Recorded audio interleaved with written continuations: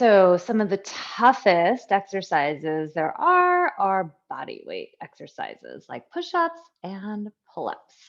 So, if these are kind of your nemesis, first of all, get it in your head. Yes, you can.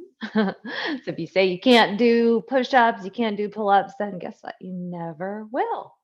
So, I'm going to show you some ways that you can get stronger for your push ups and your pull ups. And hopefully, you'll be successful and you'll just start doing them without a thought.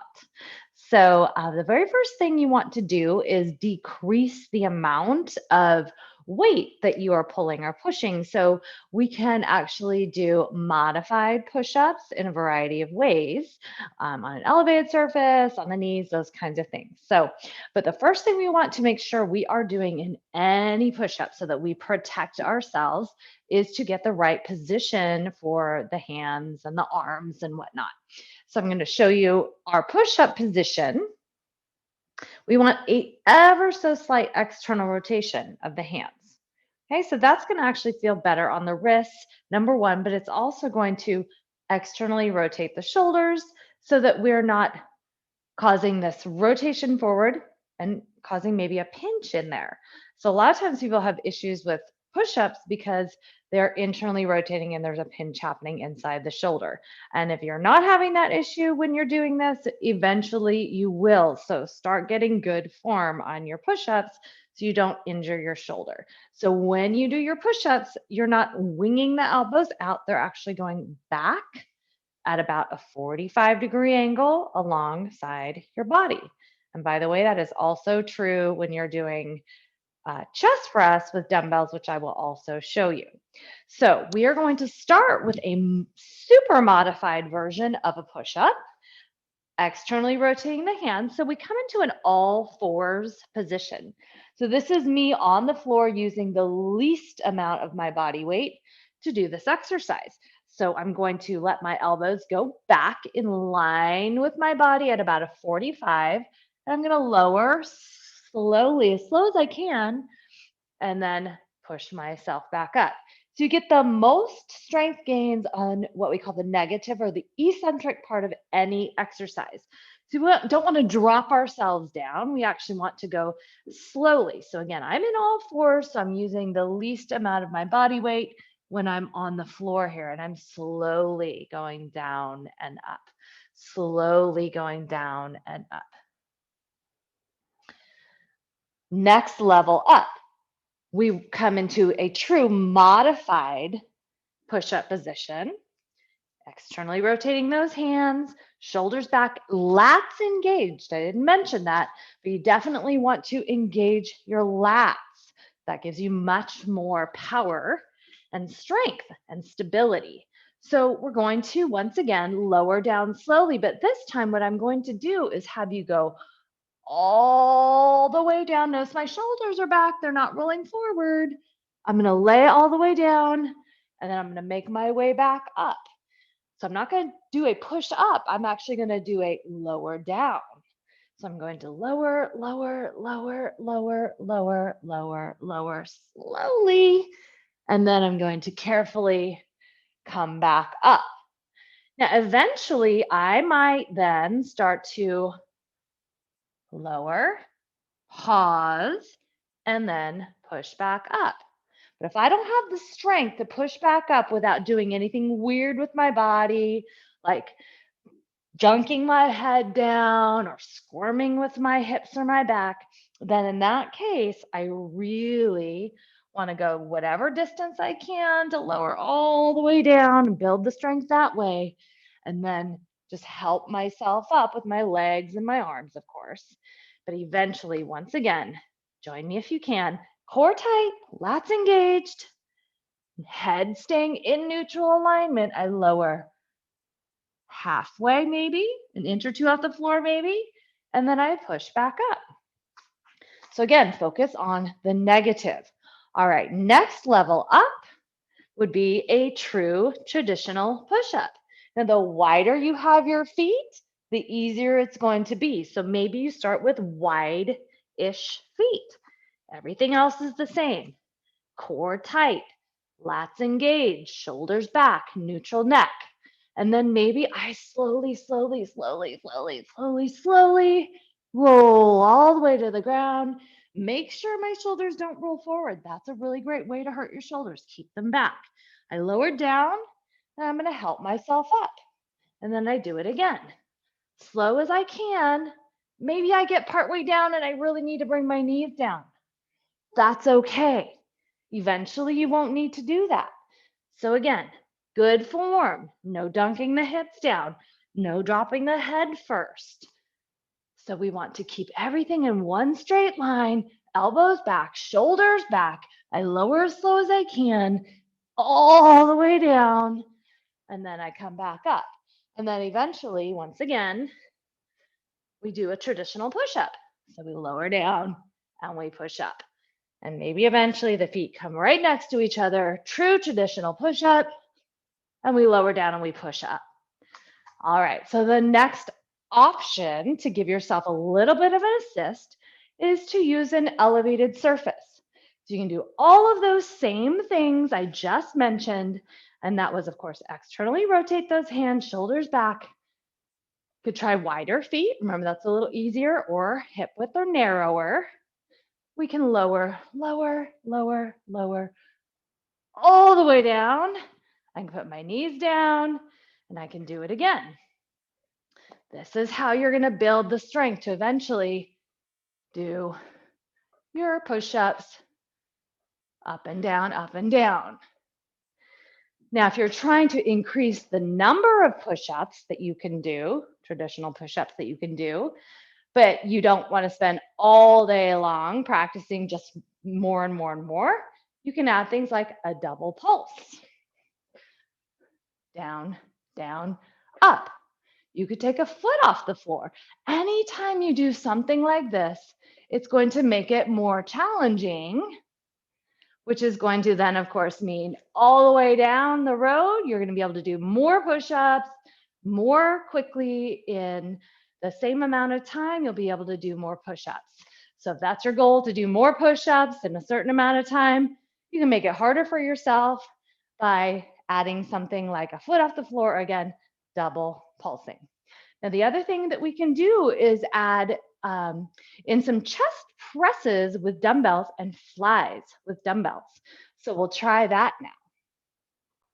So when you think about push-ups, what you're doing is pushing up maybe 50-ish% of your weight. So that's why they're hard. So let's just say you weighed 100 pounds. That means in truth, you're pushing 50-ish pounds up and down every time you do a push-up. That's why they're hard. So when you start doing your chest presses, guess what? You need to start working your way up to that 50-ish% of your body weight so that those push-ups can become easier. And so we're going to show you some chest presses and some flies. So chest presses, same exact movement that you're doing for a push-up, you just happen to be using dumbbells. So these can be done on a bench like I'm doing. They could also be done on the floor or on a stability ball. I've got that 45-degree angle on those weights and I'm pressing them up and then really focusing on the lower down. And then we press up and really focusing on the lowering down. So what we don't want is just gravity dropping those weights down. We get more benefit and much more strength gains by focusing on the eccentric, the negative part of the movement. And again, I've got that 45-degree angle, my lats are engaged, my core is tight. So I'm thinking of all the same things I think of when I'm doing a push-up. I just happen to be using dumbbells now. And as a side note, I much prefer dumbbells versus a barbell for a variety of reasons. With a barbell, it forces that internal rotation oftentimes of the shoulder. With dumbbells, you can externally rotate, keep the shoulder in a happy, safe place.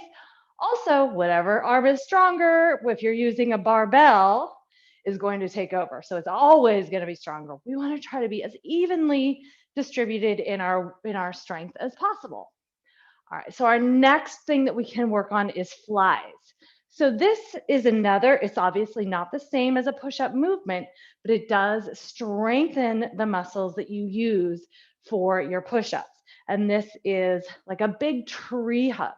Now, I don't want to go past the point where I can still see my hands and my peripheral vision. That's too much stretch on the shoulders. So you'll notice as I lower myself, my arms down, I'm only coming to this point where I'm about lined up with my body and no lower than that. If you're on the floor or you're on a ball, then it won't be possible to go past that point anyway, really. But if you're on the bench, you could go too far. Nice and slow and controlled. And notice again, I am focusing on the negative, the eccentric part of the movement. So I develop the most strength gains. All of this is going to help me with my push-ups. So if you're doing your weight training, if you can do 2 or 3 sets, maybe even 4 chest presses and flies, that will help you. And eventually start working your way up to heavier and heavier weights. Now, if you don't have very heavy weights to work with, you can make this harder by doing a double pulse. And that is true with the chest press too. So I'll show you that one. So it would be kind of in the middle of the movement. So that makes it harder. That was the chest press, and then here's the fly again. All right. So those are just a handful of tips on how you can get stronger for your push-ups and hopefully be able to do more push-ups with good form so that you don't hurt yourself. Let's go ahead and move on to how to improve your pull-ups. So just like the push-ups, how we develop the strength for our pull-ups is the same concept. Working the negative is one of the best ways to really develop strength quickly.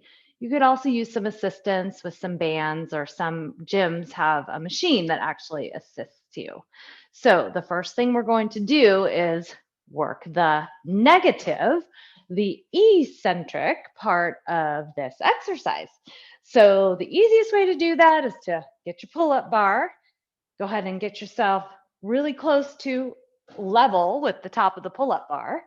And we're going to hop it up there. And then I'm going to lower myself down as slowly as I can. Now, of course, I can do that with an overhand grip. I could flip my hands over and do what they call this more of a chin up. We could jump up there again. And then I lower myself down as slowly as I can. Now, one other thing that you can do is do an over-under grip. That changes how the muscles are working too. So I could once again jump it up, lower down slowly.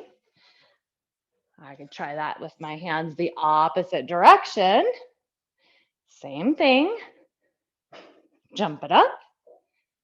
And as slow as I can, as I'm getting a little tired, guess what? I'm coming down a little faster, but I am developing tons of strength by doing that negative resistance down.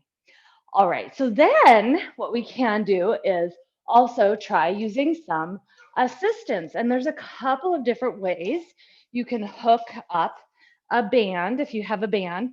If you don't have something to hook it up like I have down here, you can just hook your band up top and then you step your foot or your knee into the band. So I'm going to put my foot in there. I'm going to step on it, and then I'm going to cross my ankle over the opposite ankle, and this assists me doing these pull-ups. And what I'm thinking of is driving my elbows down much more than I'm thinking of trying to pull myself up. It's a mental thing. It does help, believe it or not. I think of elbows coming down versus, oh, I've got to pull myself all the way up there. So that can be helpful. So you can use a band like that. I'll take this guy off so it's out of my way now. Or I have this other band, and some of you might have the ability to hook up a band across like this. Just make sure it's secure. So I'm gonna step on this band now. Same kind of thing. I could take either one, any of those grips. I could do my overhand grip. I'll step it back here. I could do my underhand grip. And I could do the over under as well. And notice I'm leading with my chest. I'm not pulling down this way. I'm pulling through, using my lats to pull me up. So those are your options, assisting with a band. And I could add, this is just one band. I could put 2 or 3 or 4 or 10 bands if I needed them to help lift me up. You do want to make sure that you keep your body in alignment. So don't turn your body into the letter U. You want to drive up, lead with the chest, and pull yourself up. All right, so then of course, one other option is to do some lat pulls. And you could do these, if you have a machine like this, you could do them standing, you can do them sitting, you can do them kneeling, so many ways. I'm sure if you go to a gym that they've got a lat pull machine, just once again, guess what? You're pulling your body weight. You want to try to eventually work your way to pulling your actual body weight. So if I weigh 100 pounds, I need to eventually be able to use a close to 100 pounds if I want to pull my body weight up. So just keep that in mind. So again, if I'm using this machine for lats, I could do these standing. And then I'm really focusing on that resist back up. If I really want it to be very similar to what I do with a pull-up, my palms will face the machine and I'm leading chest up. So it's same movement. I could do these kneeling, okay? That might feel much more similar to what it feels like to do an actual pull-up. I'm right underneath here, the same way I would be for a pull-up. I could also do these sitting down. Hey, there's a variety of ways you can do these. It will affect the body slightly differently depending on what you do. And notice again, I am really focusing on that resist back. I could double pulse these to make them harder, especially if I, for whatever reason, can't go to the next plate. I need to make this a little harder. So eventually I build the strength to get to the next plate so that I can eventually lift that, whatever my weight is. All right, you guys. So anything else that strengthens the lats and the biceps is going to help you. Bicep curls, rows, any of those kinds of things will also help you. Focus on the negative. That's where you get your strength gains. And then when you start to do the actual pull-ups, don't psych yourself out. Think of elbows coming down versus thinking, I've got to lift myself all the way up there. Lead with the chest. So you'll get this. You got this. You're going to be mastering your push-ups and your pull-ups before you know it. I hope that helps, guys.